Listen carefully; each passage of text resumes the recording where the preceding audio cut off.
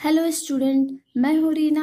आप देख रहे हो रीना एकेडमी चैनल। आप सभी का मेरे चैनल में स्वागत है। अगर आप मेरे चैनल पर पहली बार आए हैं तो इसे सब्सक्राइब करिए और बेल आइकन को भी प्रेस कर दीजिए ताकि मेरी अगले आने वाली वीडियो की नोटिफिकेशन सबसे पहले आपको मिले। मैं अपने आज के इस वीडियो में आपके लिए लाई हूँ एनसीईआरटी क्लास सेकेंड हिंदी पुस्तक रिमझिम का पाठ नंबर 7 यानी लेसन 7। इसका शीर्षक है मेरी किताब। तो बच्चों, हम इस कहानी को पढ़ेंगे और समझेंगे। इस वीडियो के लास्ट तक आपको इस कहानी की फुल एक्सप्लेनेशन और इसके प्रश्न अभ्यास मिलेंगे। आइए सबसे पहले हम कहानी को पढ़ते और समझते हैं। माँ ने वीरू को एक संदेश देकर अपनी बहन के पास भेजा। तो बच्चों, जो वीरू की माँ थी उसने वीरू को एक मैसेज दिया और उसे अपनी बहन यानी वीरू को मौसी के पास भेज दिया। तो जब वीरू अपनी माँ का मैसेज लेकर मौसी के पास पहुंचा तो उसकी मौसी ने उसको अंदर बुलाया और अपनी बैठक में ले गई। बैठक में कदम रखते ही यानी जैसे ही वीरू ने बैठक में कदम रखा तो वो आश्चर्यचकित हो गई, यानी बहुत ही ज्यादा अचरज से ठिठक गई। उसने सोचा, बाप रे, इतनी सारी किताबें। यानी जो वीरू की मौसी का बैठक था वहां पर लाइब्रेरी की तरह उसकी मौसी ने किताबें सजा रखी थी, जिसे देखकर वीरू को बहुत ज्यादा आश्चर्य हुआ था। वहां नीचे से ऊपर तक किताबों से भरे खाने वाली 2 लंबी दीवारें थी।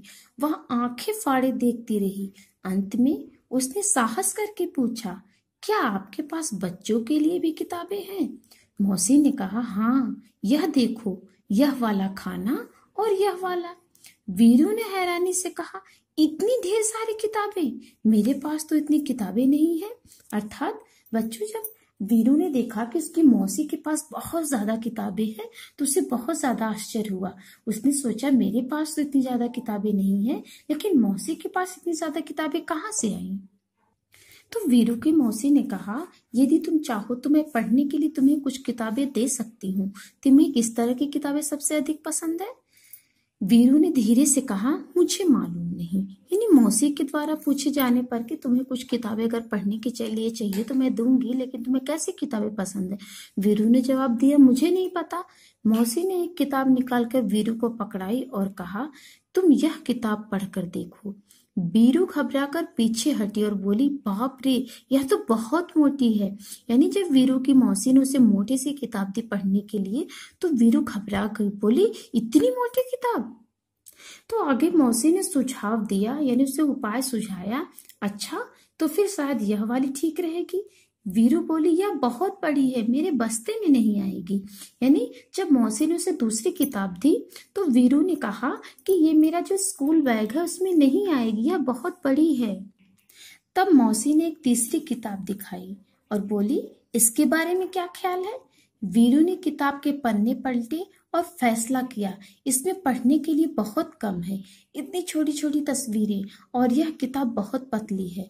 मौसी ने कहा, वीरू, मुझे तो लगता है कि मैं तुम्हारे लिए किताब नहीं चुन सकती। ऐसा करना, अगली बार जब तुम आओ तो अपने साथ एक फुट्टा लेती आना।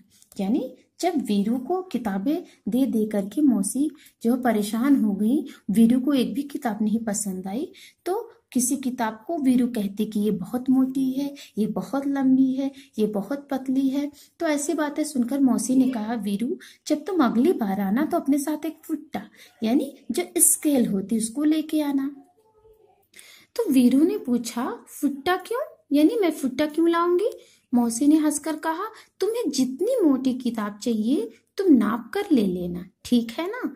तो मौसी की बात सुनकर वीरू ने माँ के भेजे हुए कागज, यानी जो कागज पर उसकी माँ ने मैसेज लिख कर दिया था वीरू की मौसी के लिए, तो उस कागज को वीरू ने मेज पर रखा और भाग खड़ी हुई। यानी मेज पर कागज को रख करके वीरू तुरंत वहां से चली गई, दौड़ के वापस चली गई। तो बच्चों, ये रही कहानी। अब हम इसके प्रश्न अभ्यास को करेंगे। बातें किताबों की, बाप रे, इतनी किताबें।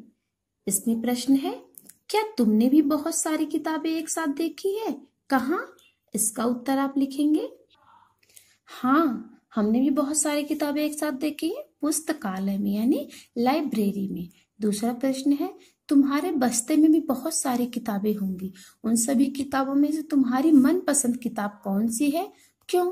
इसका उत्तर आप लिखोगे रिमझिम, यानी हम रिमझिम जो बुक है वो हमें बहुत पसंद है, जितनी भी बुक हमारे बस्ते में है, क्योंकि इसमें अच्छी अच्छी कहानियाँ एवं कविताएं हैं। अब अगला प्रश्न है बच्चों, यहाँ कुछ किताबों के पन्नों के चित्र दिए गए हैं, उनके नाम लिखे हैं। जैसे ये है, नाम था उसका आसमानी, किसना, बस्ती गेंद, बंटू मेरा दोस्त। तुम इनमें से कौन सी किताब पढ़ना चाहोगे, क्यों? तो बंटू मेरा दोस्त, हम ये किताब पढ़ना चाहेंगे क्योंकि मुझे कहानी पढ़ना अच्छा लगता है। अगर आपको ये चारों जो पेज दी गई है कहानियों की, अगर इसमें से कोई और भी कहानी पसंद है तो यहाँ पे आप उसका नाम लिख सकते हो इसकी जगह पे। अब आगे है नाप तौल। इसमें प्रश्न है, मौसी ने वीरू को भुट्टा लाने के लिए क्यों कहा? इसका उत्तर आप लिखेंगे, किताब की मोटाई नापने के लिए मौसी ने वीरू को फुट्टा लाने के लिए कहा।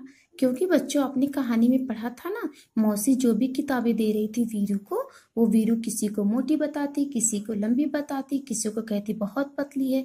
इसीलिए मौसी ने कहा कि अगली बार जब तुम आना तो फुट्टा लेकर आना और किताब की मोटाई को नाप कर ही किताब ले लेना। ठीक है बच्चों। अब आगे है, अलग अलग चीज़ों को नापने या तौलने के लिए अलग अलग चीज़ों का इस्तेमाल करते हैं। तुम नीचे दी गई चीज़ों को किन चीज़ों से मापोगे? कपड़े को मीटर से, आम को तराजू बटखरे से, मेज को इंच टेप से, कागज़ को फुट्टा से और पानी को लीटर से मापेंगे। तो ये आप अपनी बुक में फिल करोगे। अब आगे है,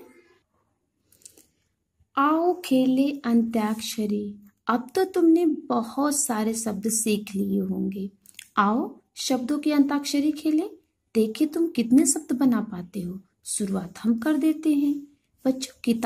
किताब में लास्ट वाला जो अक्षर है वो है ब से बंदर, बंदर में लास्ट अक्षर है र से रस्सी, रस्सी में लास्ट जो अक्षर है वो है स से सरसों, सरसों में लास्ट वाला भी स है इसलिए सिर, सिर में र से रौनक, रौनक में क है लास्ट में तो क से कौवा, कौवा में व है लास्ट में तो व से वानर।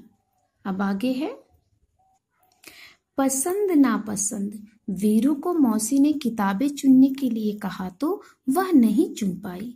तुम्हें अपनी पसंद की चीजें चुनने को कहा जाए तो तुम कौन कौन सी चीजें चुनोगे?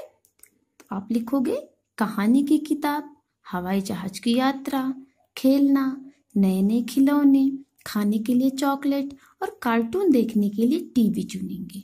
ठीक है बच्चों, तो हमारे प्रश्न अभ्यास भी कंप्लीट हो गए। Okay, thank you.